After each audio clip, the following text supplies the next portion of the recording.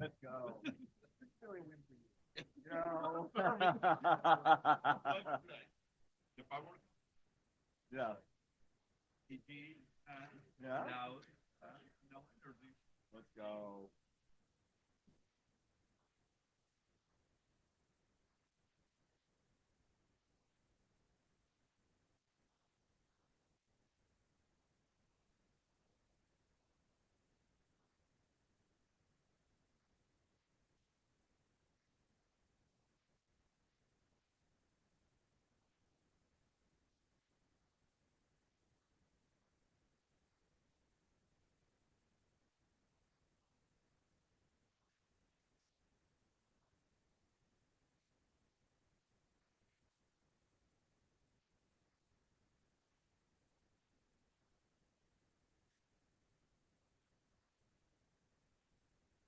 Yes. Okay.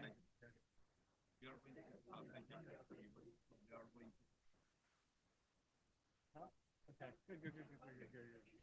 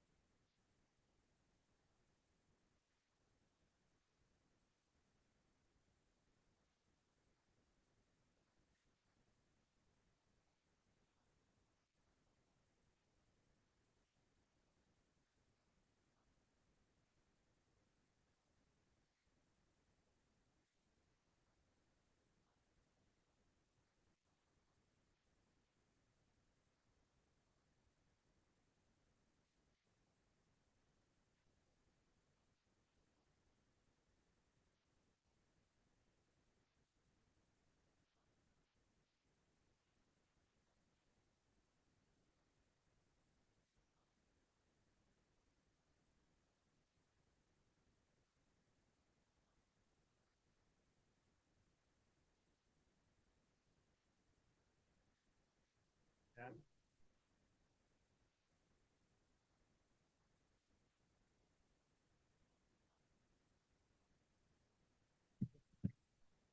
Huh? Okay. Yeah.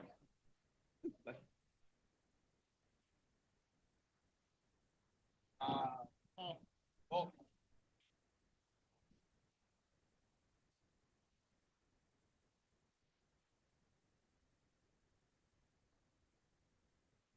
Hello, everyone. We're joined by FNATIC, who are coming off of their match against NRG.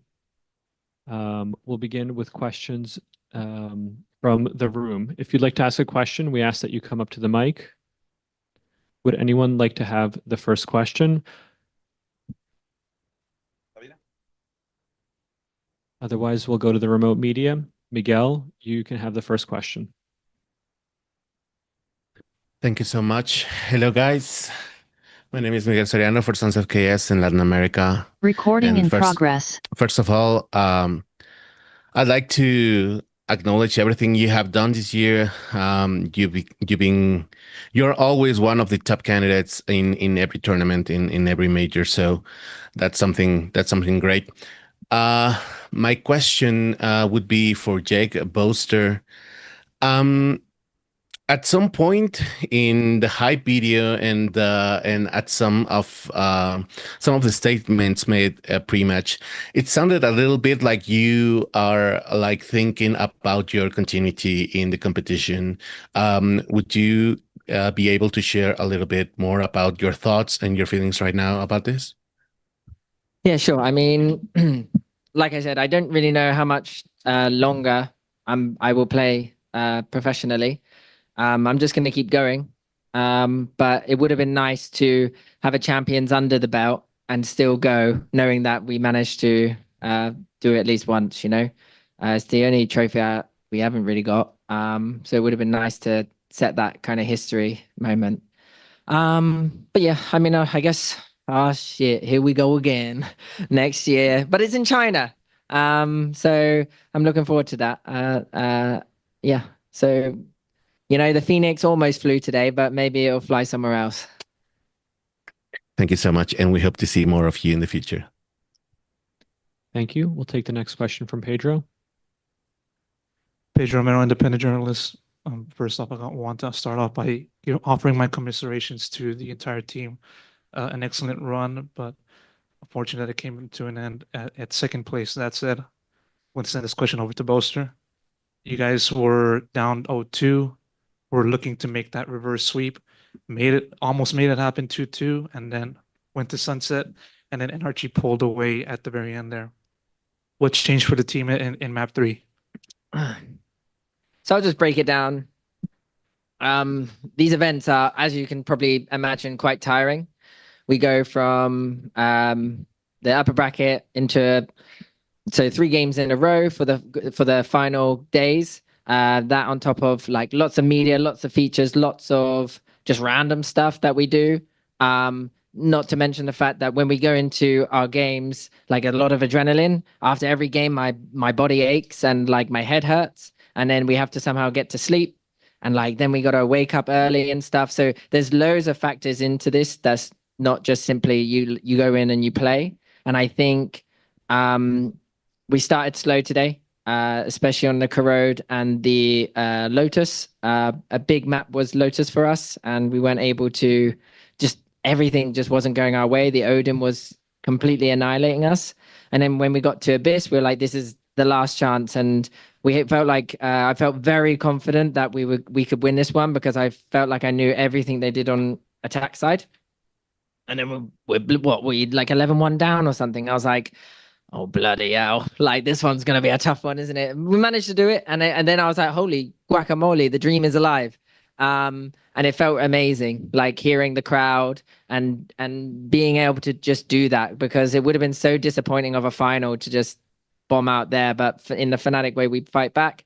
Ascent, then we're starting to feel the kind of momentum. And then it gets to Sunset, a map that's like, it was the one kind of permaban we had, but we had some stuff on it. And unfortunately, it was just the crucial map for us to get us the win. And so some rounds didn't go our way, and that's how Valorant goes. It felt like, yeah, the rounds that we needed to win, we lost, and then they had an ultimate the next round, and that's how brutal it is on defense. And if we just were able to win one of those rounds, like the bonus round, holy guacamole, we would have been loving life. And it was the difference of like a 1v1 in the end. So yeah, I mean, we tried our best, and that's why I'm not that. I am sad, obviously, but I'm not like I was in Toronto, because I felt like we really just we pushed, we tried our best, and I'm very happy with the boys. And it would have been nice to win, but there's only one winner, so it's just a blessing to compete instead. Quick follow up to the rest of the players in the team. I want to know about your headspace as to, your perspective as to what happened in the series. Was, any takeaways from what NRG showed to you guys in the server, or what have you? Any regrets as to what what you guys could have done differently, fresh off the match? I think it's obvious. Like, it's 100% a lot of stress. I think the way how NRG dealt with it is pretty insane, because we under emotions, like under our excitement for the match, kind of got crushed, and them, they just like fully abused us in that way. Obviously, when we already were like at the small point of losing the whole match, started to play well, but suddenly, like, I don't know, it didn't really help at the end of the day. And you have to admit that obviously they played super good. Like, they were constantly abusing us in every single moment, and we just couldn't find any solutions to it. Like, on the problems of, like I said, the stress, we also just couldn't find a way how to at least grab 1 or 2 rounds in the first 3 maps. And I mean, that's definitely not the championship gameplay. So yeah.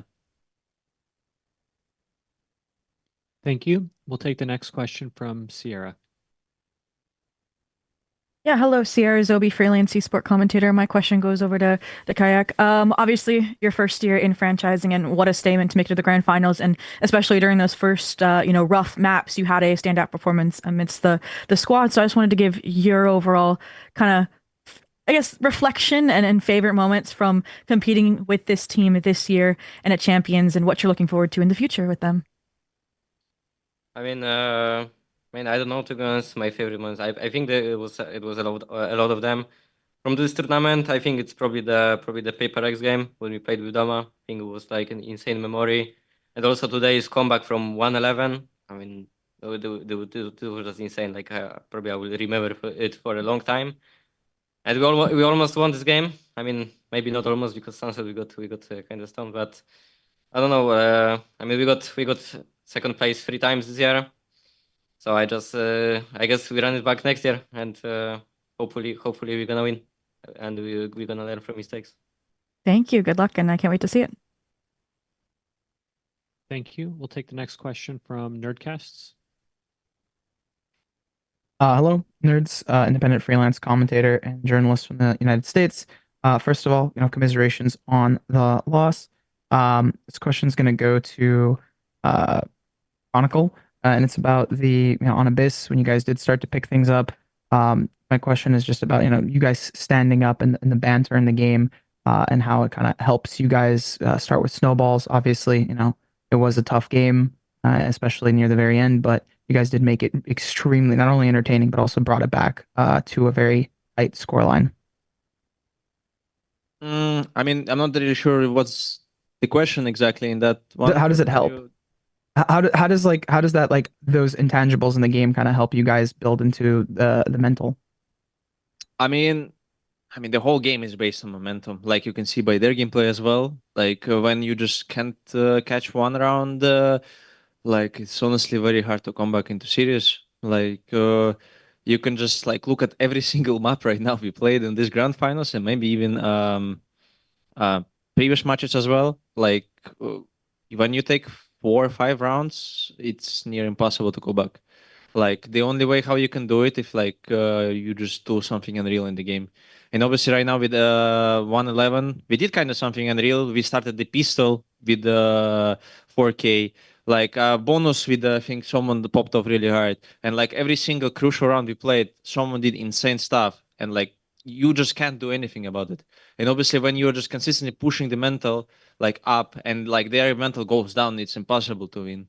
Like it's really hard to really easy to scale, I would say. But yeah, I mean, that's the only answer I can give right now. Sorry. Fair enough. Thank you. We'll take the next question from Rosessa. Thank you very much. Commiserations, guys, on the grand final loss. It was one of a great grand final that we show tonight. But I would like to ask Coach Milan, first of all, from 111 comeback, what was the pep talk? That's the usual question. What was the pep talk during 111 actually? I don't remember, in all honesty. Like I think in these situations you kind of just say what comes naturally. I think we always just tell the boys to like focus on the smaller things, and then it will lead to like bigger things eventually. Like an 11, like doing an 11-on comeback means there's so many things that you have to do. You can't really put focus on winning itself. You have to really take it round by round. And I think to quickly add to the previous question, definitely once the boys are like scaling into this, energy, this positive vibe that they have, it makes it so much easier for them, and they become so much more confident, and the game just starts to look and flow much better for them. Quick follow-up question to Bolster. What does crowd means to you tonight? The crowd. Yeah, I felt a bit sad that the games were a bit one-sided, especially the first two, and to be able to actually put on a good show, because no one wants to, even the winners, like if NRG ended up winning 3-0, we don't want, even if you're a winner, you don't want it to be like, yeah, that was a bit of a boring game though, wasn't it? So I'm very happy that we managed to make that map look pretty exciting and pretty like high stakes. And yeah, I think the crowd was just so loud. It was crazy. I mean, obviously they're kind of rooting for us a little bit, but it was just really fun. It was just fun, you know. And yeah, it was pretty lit, wasn't it? Actually, yeah.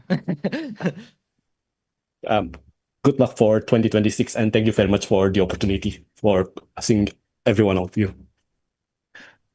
Thank you. We'll take the next question from Ravish. Hey everyone. Sorry for today. Tough day, naturally. Just wanted to send this question over to Crashies.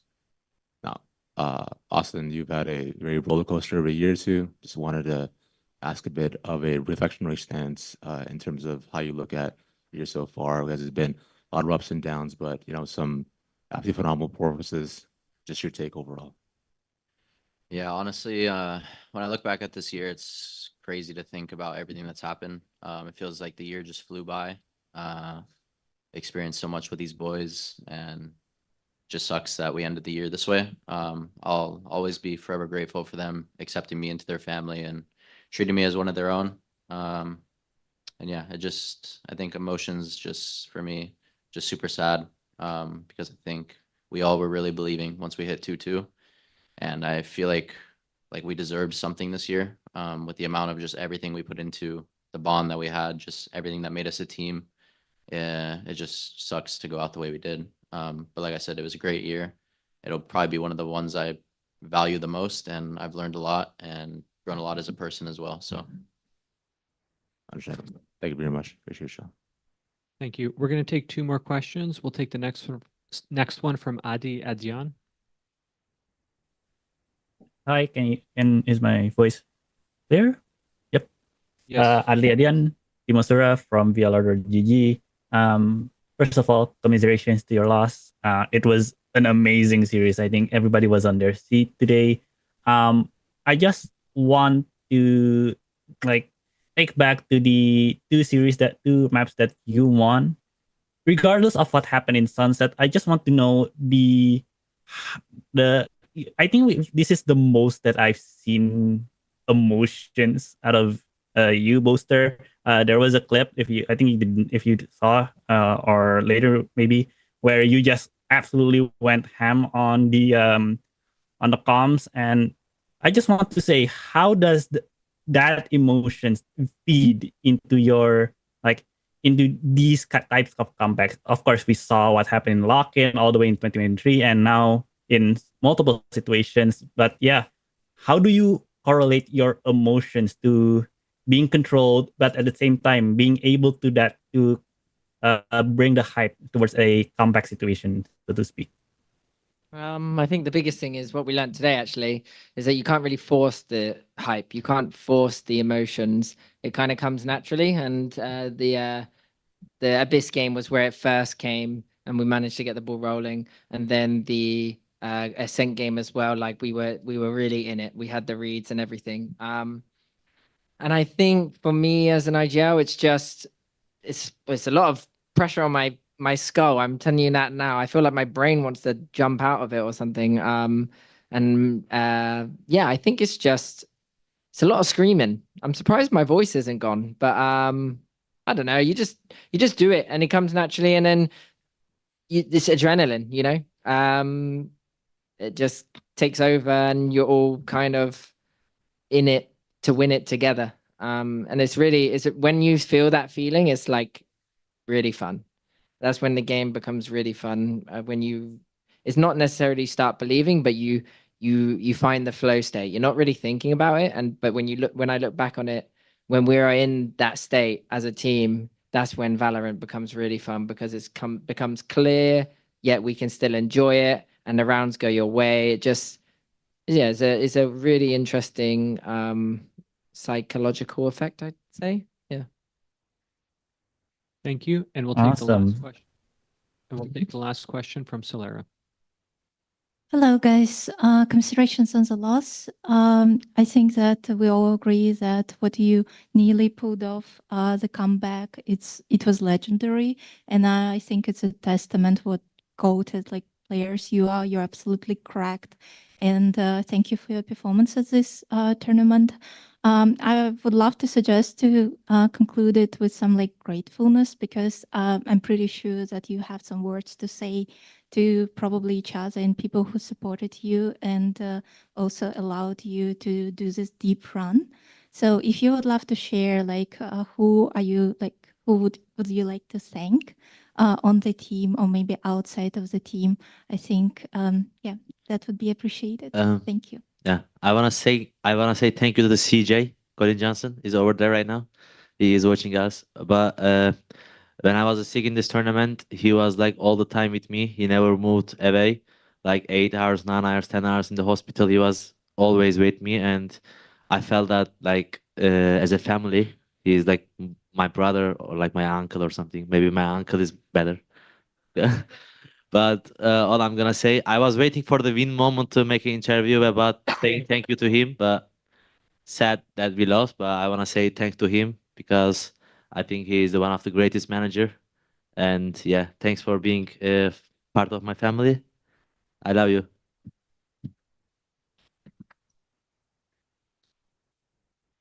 I think I would say inside. Obviously, I want to say very great job, Kayak. I mean, it's surprising, but I mean, for his rookie year, like he's one of the most consistent and confident players at the moment. Like he literally one of the people who just pulled the series off. Like, and he kind of tried his best. Like it's a joke in our team as well. Like when they are trying his best, sad to it's impossible to explain. Sorry. But outside, I think I want to say to all the people in the crowd today, I think you were one of the only reasons why that comeback at 111 was even possible, because it was something unreal. Like, believe me or not, after coming from this map, I was literally just not crying, but like I had tears because of how thankful I was to play that map and that much overall after that, because it will be embarrassing to go off the stage with the score like 113 or something like that. But then we just did almost something that was impossible. So yeah, thanks to the fans because you kept our mood great towards the series, even when it was very, very hard. Yeah, I wanna. You wanna go? Can I go? Yeah, go. I want to thank Ben and Phil, who are part of our coaching staff, who have done a fantastic job, and they don't always get the spotlight that they deserve.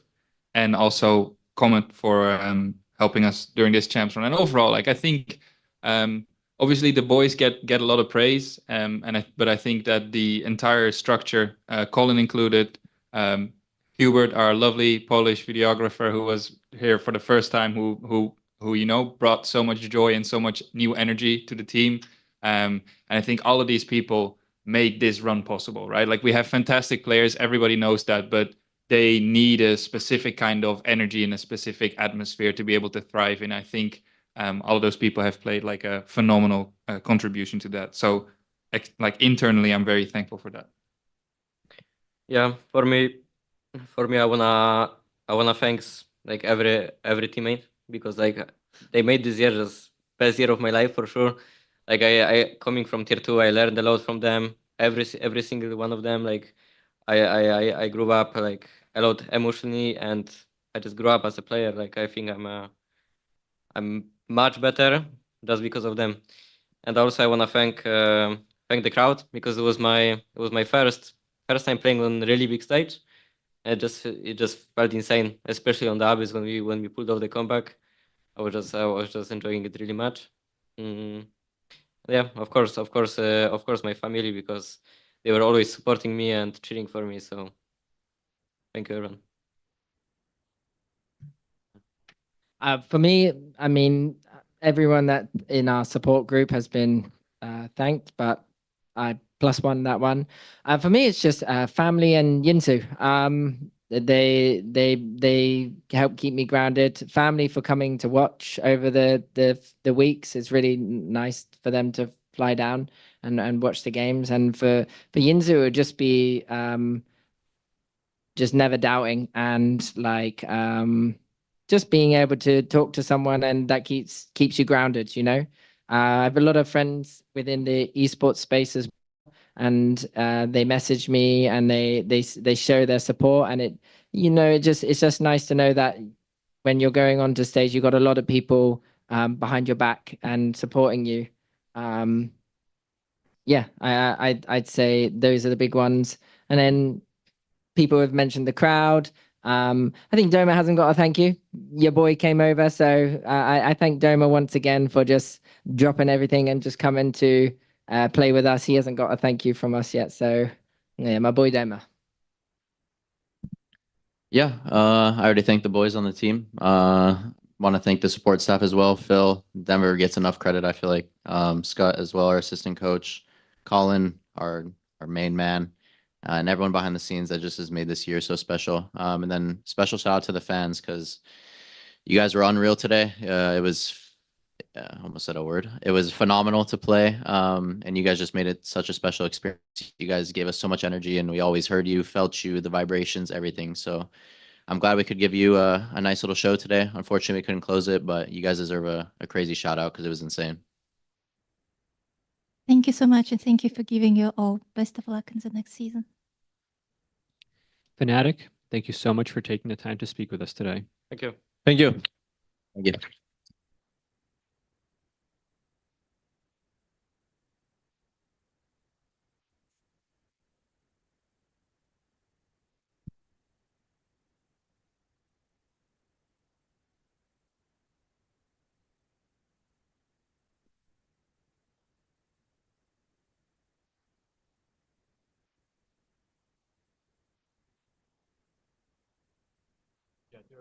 Okay, can I go make the content?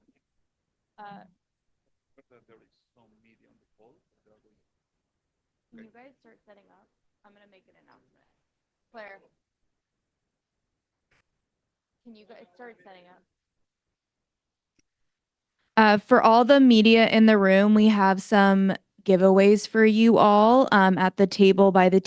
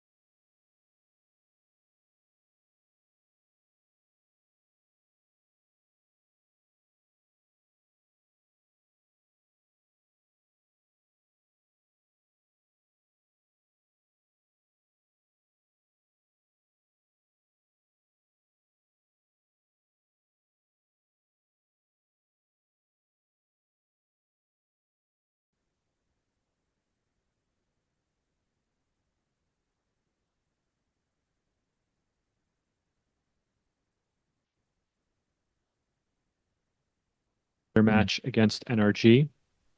We'll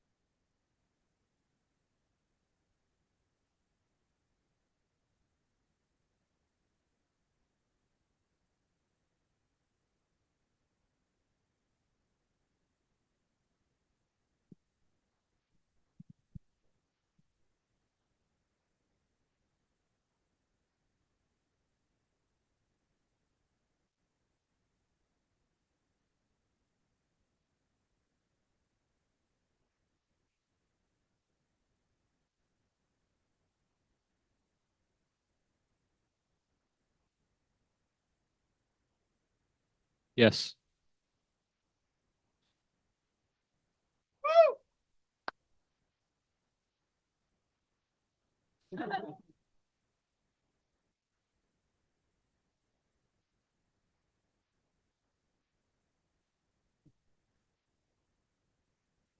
Is there a trophy on the way too?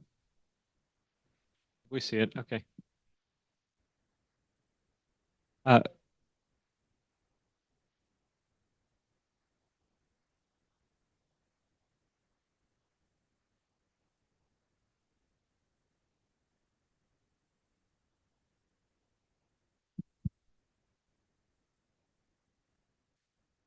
That's great. Hello.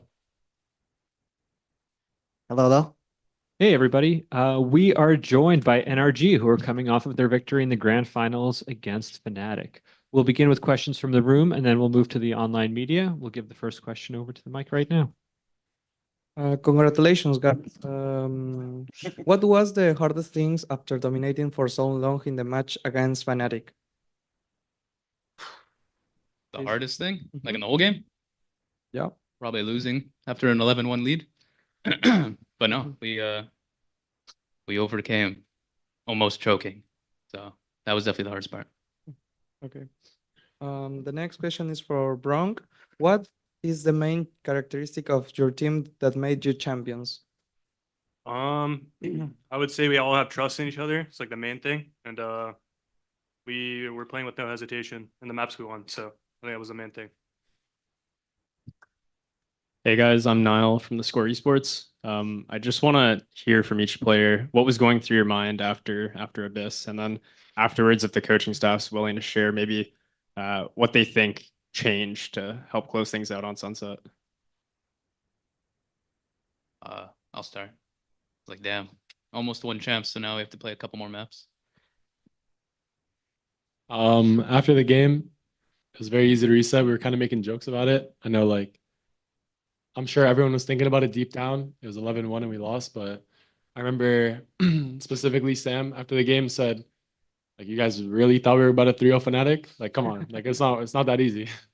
And it was just easy to move on. I think our team is full of jokesters and we all made light of the situation. Yeah, basically what he said. I think after that, when you lose a map like that, it's best to just move on, even in like a BO3 series, any other matchup. But especially at the grand final, especially when you're up 2-1 after that loss, you just have to move on. And Brock or Scuba? Yeah, I think after Abyss, we just reset, honestly. I think it was pretty easy for us. But I feel like going into Ascent, we started off slow again. So it was really hard to come back from that. I also think that the crowd helped Fnatic a lot going into Ascent. The entire arena was electric, like it was thunder for Fnatic, and anytime they got a little bit of momentum, that just carried on because of the crowd. So I think that's why they won Ascent as well. Thank you. We'll move on to the next question from Ravish. Yo, that was crazy, bro. Congrats, guys. Let's go, man. Thank you. Sam, you're welcome, man. Now, I want to talk a little bit. Firstly, hi, how you doing, Ravish? What's up? I think, Mara, you already brought it up a little bit, so I want to talk a little bit about and get thoughts from you all. Right. It is a very interesting situation to play in a crowd where it's like, they're cheering so thunderously for the other team, right? So just a quick thoughts from all y'all to what it's like to be able to, consistently kind of play the antagonist at times, right? Especially when the crowd seems to be against you and maintaining such incredible form throughout every single round and map and a comeback after comeback as well, too. Anyone's allowed to start. I've been on both ends, so it kind of sucks when the crowd is that much against you. It is a nerf. It's when the crowd's with you, it helps a lot, like more than people think. You kind of have to be there to experience it. But I'm just glad everyone on the team kept composure and was able to zone out the noise and just focused on what we've been doing for the last 3 months. Thank you. We'll move on to the next question. We'll take it from Miguel Soriano. Thank you so much. First of all, congratulations, guys, world champions. My name is Miguel Soriano for Sons of KS in Latin America. And my question would be for Ethan. Um, in the hype video before the match, you talked about how your role from 2023 to 2025 kind of was more prominent than in EG. In EG, the IGL was Boostia, and right now here, you are the IGL, and you are like the figure of the team. You were world champion, and also the guys respect you and see you like the one to lead. Um, how was this year's experience? I mean, I know it was not easy, but from stage 2, when you guys started like displaying your game and started like getting these wins, how was your journey up to this day? Did you saw yourself lifting the trophy back when you were in stage 2, and how are the sensations right now after getting it? Yeah, to answer the first part of your question, it's definitely different from EG. I was just a pure support player. There was another guy on the team. Brought in a little bit of experience just because I was older, but that's about it. With this team, completely new role. IGLing is a whole new game, and trying my best to be a good leader on the team was a big thing, and a lot of the guys on the team helped me a lot. So at sometimes it's a little hard, but they make it easy. And then for your second question, honestly, I think it clicked for me that we were world champion caliber, probably like middle of champs. I think it honestly only took me like a game or two to realize like this feels very familiar. Thank you so much, and congratulations, guys. Thank you. Thank you. Thank you. We'll take the next question from Pedro Romero. As they said, Pedro Romero, independent journalist. First off, likewise, also congrats, world champions. I mean, it's a improbable result to see given how this team started out, start of the year, and maybe even in the middle of the year.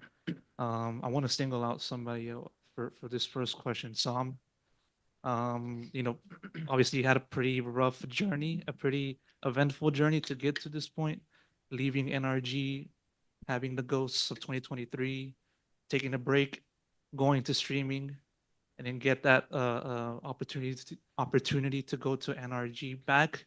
Sure, you guys weren't able to qualify for champs in 2024, but and even then in 2025, it kind of looked like you guys were not going to even get close to making the event, if anything.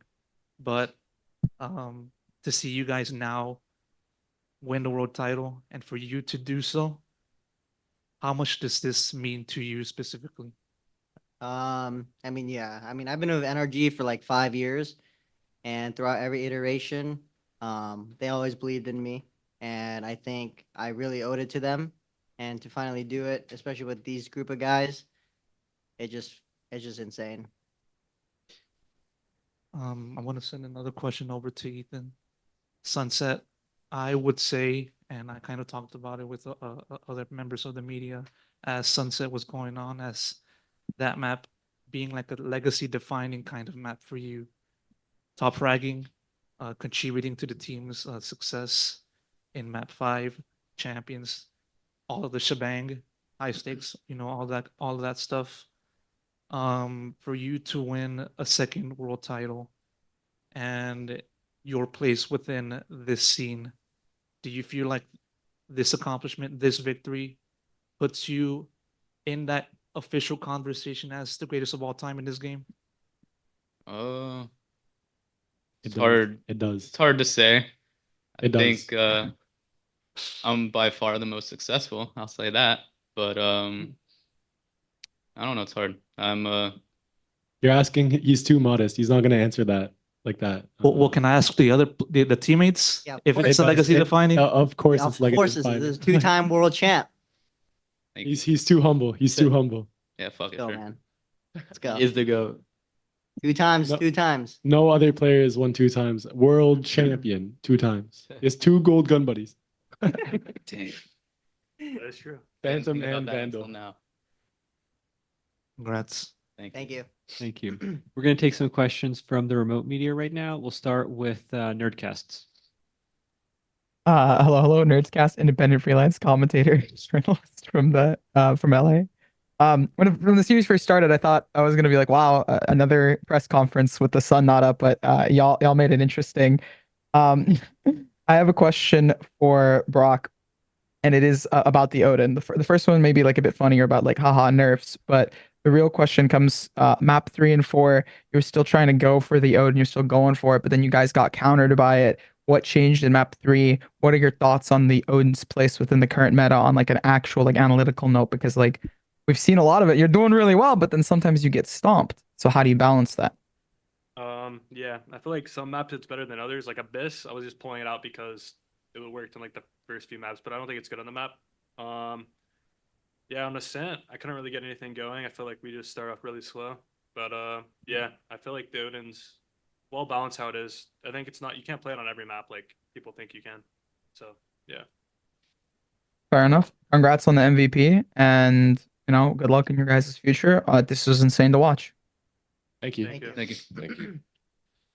Thank you. We'll take the next question from Sierra. Yes, hello, Sierra Zobi, freelance esport commentator from Atlanta, Georgia. So, Sam, first off, congrats on the win. Georgia represent. But my question actually goes over to Coach Bonkar. With your win today, you not only showed world champion energy levels, but set Americas apart, giving the region the most VCT trophies. Despite this, obviously, the top Americas team is still heavily contested by what was shown in stage 2. So I was curious, what do you think are or were the big differences between regional Americas competition and the global stage and performance that led you all to this moment and victory? I think the big difference regionally is there's way less pressure. So the teams you play, they will just do random things. They'll take random timings and just do plays that you in quotation mark shouldn't do. When you play on stage here, you have more important games, then everything is more on par of how you should play the game. And sometimes it's easier to play versus that. Depends on how you build your team, but think this group of people definitely thrives in those situations. It doesn't matter if it's a group stage game or a grand finals. We're going to play the exact same way anyways. Perfect. Thank you. And congrats again on the victory. Thank you. Thank you. We'll take the next question from Rosessa. Thank you very much. Rosessa from Jakarta, Indonesia. Congratulations, NRG, for the win, and also Ethan, double world champions 2023 and 2025. The question goes to Coach Bonkar, or maybe Strong can answer it as well. So I double check with the statistic for 2025. Both FNATIC and NRG have very low, even NRG have 0% win on Sunset. On map 5, Sunset, what was your team talk, and also what was your motivation word was to the team towards the map 5? Especially we had a FNATIC equal the map and maybe won the river sweep back then. Yeah. We were very comfortable on Sunset, to be honest. We practiced and prepped all 7 maps. We didn't need to play them. The teams we lost versus in Americas on Sunset, that was very tight games. It's like some of the best Sunset teams in the entire world, G2 and Sentinels. We were super confident coming into Sunset. It was high up on the list that we wanted to play that map. There's just better maps on the table, to be honest. So we were super comfortable going into the 5th map. Yeah, honestly. So FNATIC obviously does that comp change compared to what they did the day before. I feel like that made our job a lot easier as well, because we still had really, really good reason what they're going to do. They play a certain fundamental way, particularly with regards to how like Chronicle plays on the map, how they play on every map with regards to their defense and their attack. There were just red threads that go through every single map.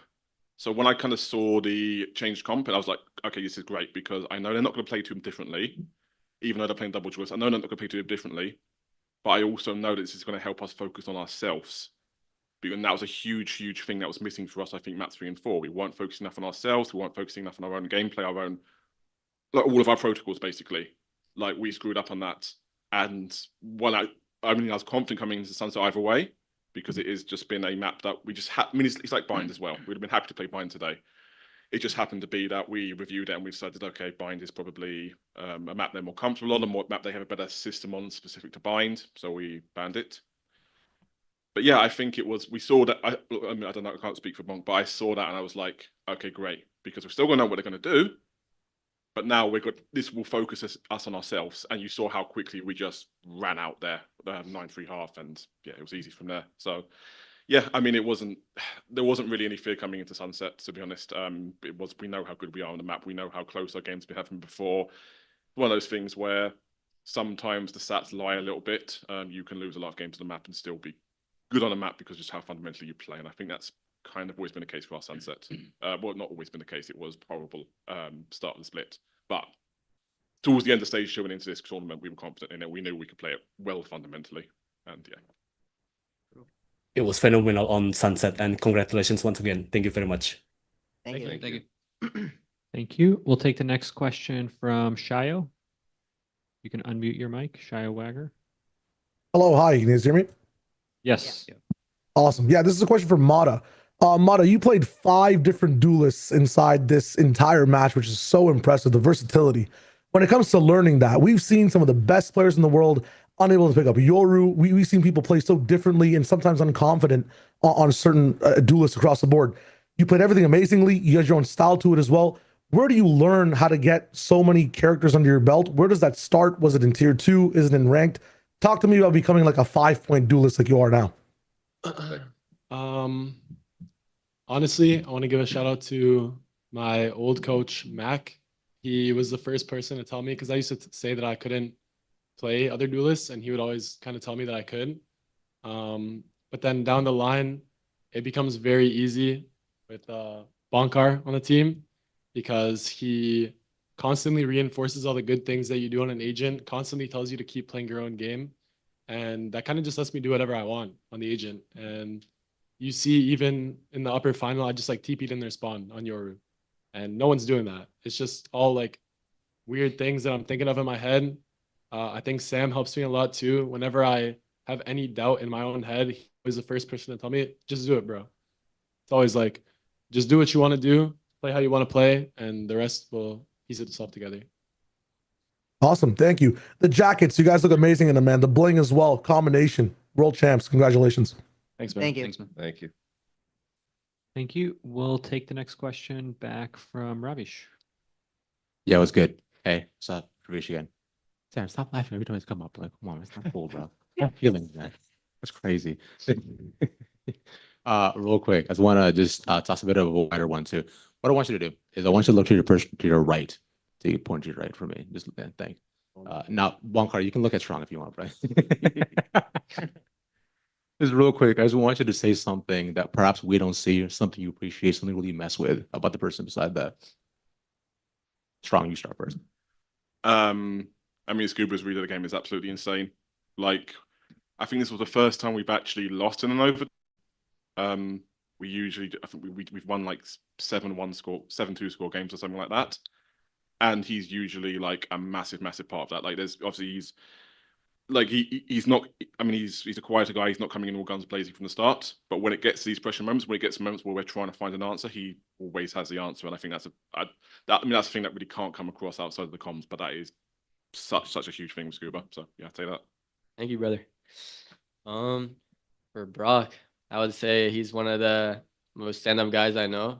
He never tilts, and he's one of the most hardworking people I know behind the scenes. You'll never know how much time he puts into like the Odin. Like, I know that sounds hilarious to you guys, but like I've never met a player who will go in an offline server for 2 hours and like watch the enemy team's VODs and find spam lineups with the Odin. So he puts in a lot of hard work, and it's paying off. Thank you. I would say for Ethan, I was like picking up the IGL role, and there's no one else at the very beginning. So like that's something that really gambly for your like career. So I think that's like really huge that you picked it up. I want to do that. Yeah. For Sam, I think I'm gonna ruin his facade here because on stream he's a really chill guy and funny, but in game he's like my second leader, and he does a lot. He does a lot for building the confidence back up. I don't think without Sam we would have came back from losing 111. Complete emotional anchor. Yeah. Let's go, man. Thank you, man. Adam, you are genuinely one of my bestest favorite friends I've ever met, online or in real life. You're such a genuine guy, and it's just so easy to just talk to you about anything. Love you, bro. Love you too, man. Aw. Bonkar, I think everybody in the room, everybody on my team, everybody behind the scenes knows that he is the best coach in the world. It is not even close. There's no one even close to how good Bonk is. And people have been saying this for 3 or 4 years now. And it's true. You are the best coach in the world. Retweet. Thank you. I appreciate it a lot. Strong to you. You are a very good guy. You know exactly what you're doing. And I've never met anyone else in my entire life that is as good to have conversations with. You are very neutral all the time. You will always point out the good things, the bad things, and how to work around stuff. That's why I always ask you first before I make any decisions. And I appreciate that with you. Thank you. We're a perfect team. And let's go, guys. Yeah. Dude, W World Champ. Let's go. Congrats, guys. Let's get it. Good Thank you. Also, Sam, start streaming again, bro. Thank you, Ravish. Much love. Thank you. We'll take the next question from Adian. Hi, Adli Adian, Timosera for PLR.GG. First of all, congratulations on becoming world champions. This question is, I think it's primarily for Scuba, Brock, or Mada. Of you guys immediately came from tier 2, especially from Brock, who came from as recently as Shopify, as well as I believe Scuba from Qbert, and then before that Oxygen. How do you feel for you guys, all of 3 of you, having that journey from challengers, from tier 2, grinding all the way up, now having the chance to be now actually being crowned world champions? The journey that you had through it, how does it describe that the opportunity that a lot of upcoming superstars in tier 2, and what does it reflect to you back actually? Start us off, Scoop. Man, what a question. So yeah, I mean, obviously I was playing tier 2 for 3 years. Every year I had tier 1 offers and nothing really worked for me. But I kept patient, and I always believed in myself that I would make it here. Obviously, I didn't really think that be a world champion first stage in tier 1. So there's no words to describe how I feel there. But just to stay patient, and if you have self-belief, then anything in this world is possible. So. Yeah, I was saying same thing that Scoop said, but you have to be patient when you're in tier 2. But like you don't get opportunities very often to play in tier 1, and everything this year happened so quick, in my opinion. So it doesn't feel real for me yet, but I think it will hit me tomorrow. But yeah, it feels amazing. I think patience is probably the best word to describe how you have to get to where you are. Like when I was 16, I was seeing all my friends from Counter-Strike, Leaf, as Leaf, Asuna, Penny, me, and Counter-Strike when we were all 16. And all 3 of them just had so much success when they swapped to Valorant, so much. They all went to internationals, everything. And I just had to sit there and kind of wonder, like, why not me?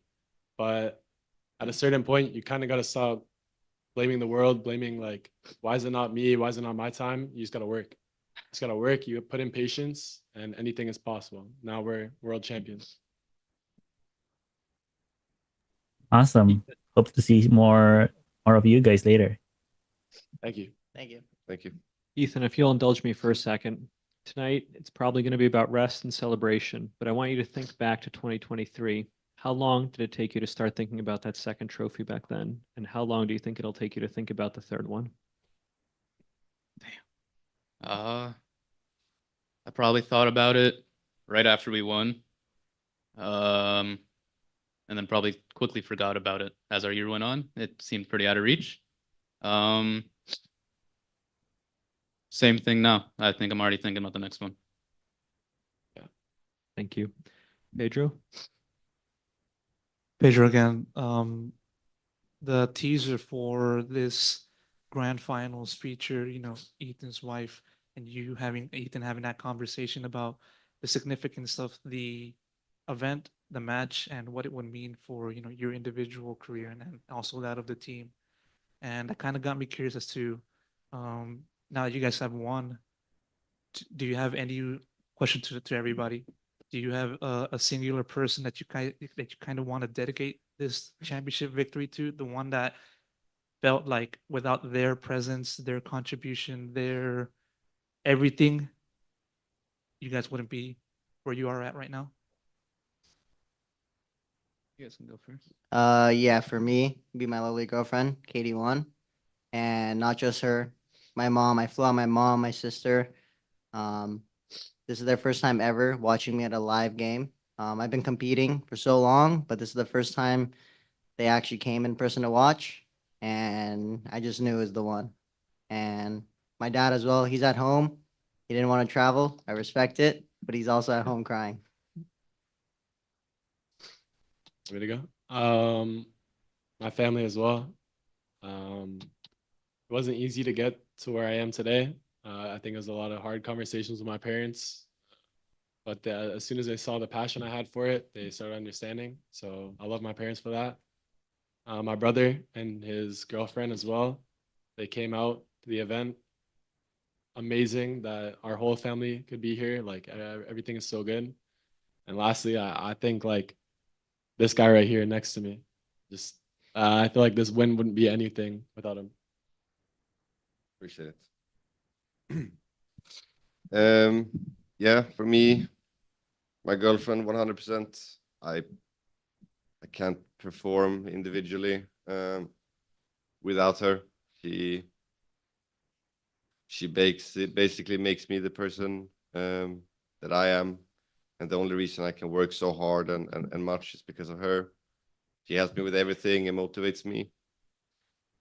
And then, I mean, the entire team, honestly, like it's been so fun since we came back together. Like even if it's not been for that long, but like it's been so fun since we got this group of people together. Like it's actually been so fun every single day. Even if we've been grinding our asses off, like it's been so fun. EWC, the qualifiers, the tournament, stage 2. Like Fun, shit. man. It was It's a so lot of fun. fun. It was fun. We had a So lot of fun. And we're gonna have even more fun tonight. Whoa. Whoa. You guys go on the left. I would say everyone on the team did their job perfectly, and I would like to thank my family for supporting me like throughout my whole career. Yeah, can't do words to describe it. But. I would just like to say thank you to everyone at NRG, the staff, my wonderful teammates, and all the lovely people I've met this year that surround our team environment. You've helped me in so many ways that I can't even explain. The start of this year was really hard for me, and now I just feel like I'm on top of the world. So I want to say thank you to all of you and all the people I've met this year through them, all the staff, my manager, Big Guy, Jamie, Sen, all you people. You've been such a positive impact on my life, and I don't know how I can ever repay that. Yeah. Amazing. For me, of course, my family, of course, everyone on the team. But 2 other people. Salah, who was head coach in Valorant for 4 or 5 years. There is no chance I'd be in Valorant if I hadn't met him in 2020. And Twiston. I don't need to elaborate on that, I think. So. Last one. My wife, Kelly. She's a very important person in the background for me. She allows me to do all the things I do, and while also giving it my 100%. I've known her for almost 10 years now, so she's been doing it a long time, and I respect that. Massive congratulations. Thank you. Thank you. Thank you. Thank you. We're going to take 2 more questions, with the first being from Zach from Hotspawn. Thank you very much. Congratulations again on your win today, guys. It was a really bonker series, really fun to watch. Talking about bonker, my question is actually for bonker. That was unintentional, I promise. So I think when I interviewed you during Americas, one thing that you mentioned that was that you really wanted to play against Fnatic and Boaster in particular, and you got an opportunity to do it on the biggest stage for a trophy, all the work. So what was your mindset kind of going through the series, especially after they managed to make that insane comeback on Abyss and having beaten them, saying that since you said that was one of your goals this year, how do you feel? Feels great beating them, not just once, but twice. So it wasn't just a fluke, I guess.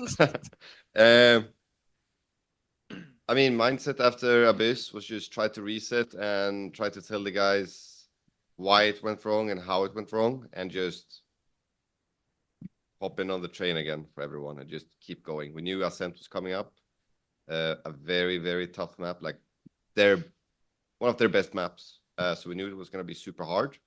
But yeah, we got going there on the second half of attack, and it was good for this fifth map.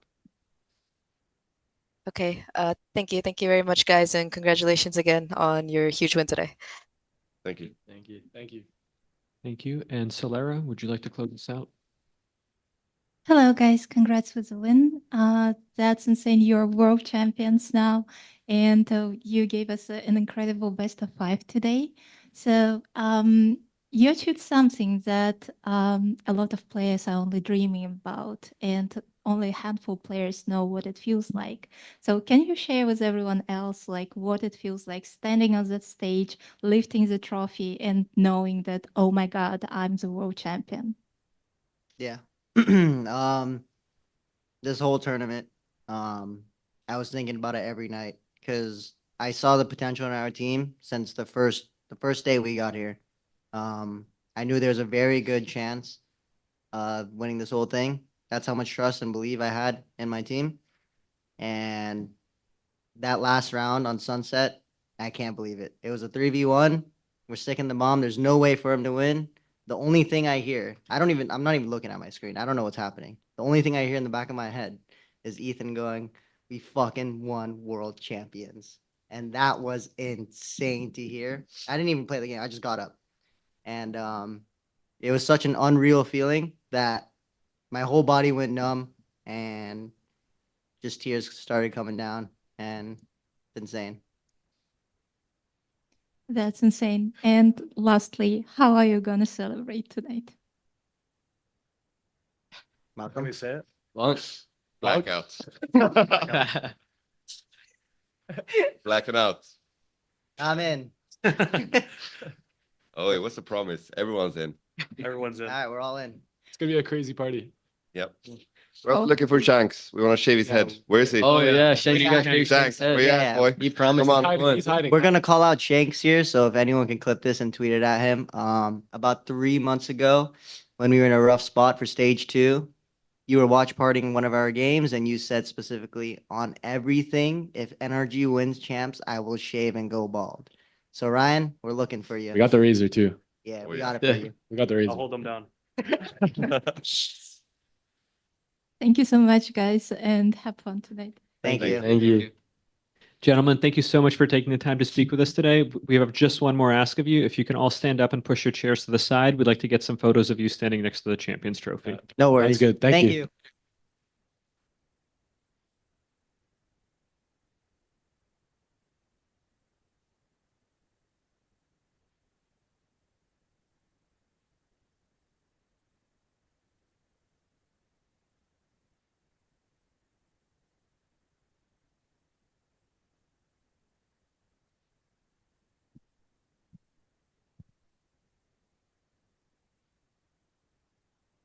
Recording stopped. Also, we want to thanks to all the journalists who joined us today and also for the entire tournament. Thank you. Much love, Juan. Much love. Thank you, Han, for everything.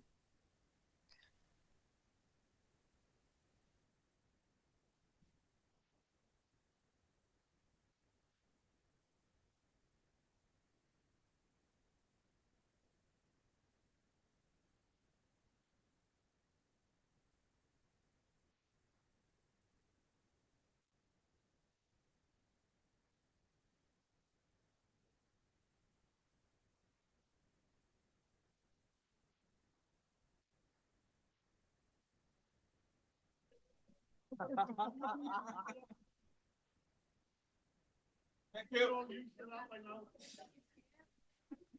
you.